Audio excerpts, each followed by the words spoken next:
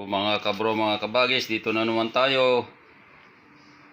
Praise the Lord, Agibis. Magluluto po tayo ng Ilocano at tinudok nga saba with roasted sesame seed and cinnamon. Yan po yung ingredients. Po, saba, 2 na tubig, tapos cinnamon powder, organic,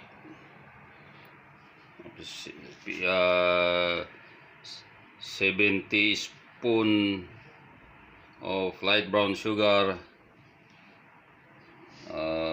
roasted sesame seed brown, and then ito black roasted mix na po yan, and then gagamitin po natin ito pang tusok. Yan, wala pong kon ito, wala pong prito. Sige po, samahan nyo po ako sa pagluluto para may merienda na mo. Merienda sa pamilya uli. Ang tubig tapos itong asukal. Yan. Kasi halo natin mama yung saba. Saging saba. Po na natin. Kasi magbubultad. Lagay po na natin yung saba. Tapos luluin yan hanggang sa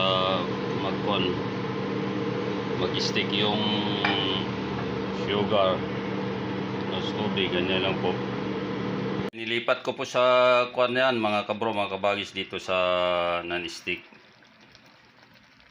Ayan, magtutuyo na yan. Malapit na rin tayo matapos.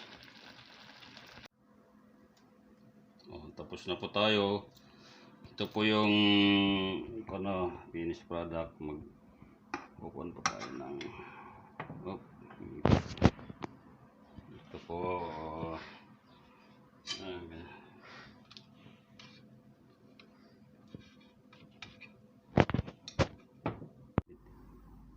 ito na po yung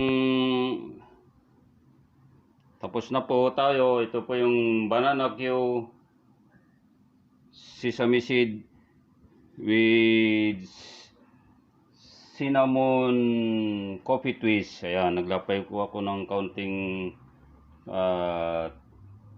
kalating teaspoon of coffee. Yan po. Ito sesame pag-combinein po natin. Ayan, pwedeng hindi. Ayan, ikukot po natin yan, ganyan lang po.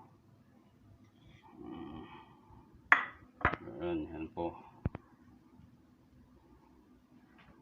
Yung iba kung ayaw nilang sesame seed, ito. Then cinnamon, magdagdag ng cinnamon, organic cinnamon po yan. Yan po ang finished product. Salamat po sa panonood mga kabro, kabagis. God bless you all. Thank you for watching. Yan, napakasimpleng merienda sa mga bata, sa pamilya po natin. So, ito yun. Tapos na yung tinudok ng saba, yung special. Ito po yung banana Q, sesame seed with cinnamon and coffee twist. Ito yung merienda po namin ngayong gabi. Tama-tama sa akin. Taas pang araw. Tama, gabi na rin. Alas 7 pasado, 7:24. Ayan, biyernes ng gabi. Ayan, yan po. Simpleng gumawa po. Walang mantika, no oil, no fried. Yan, simple lang po. Healthy. Salamat sa panonood. God bless you all.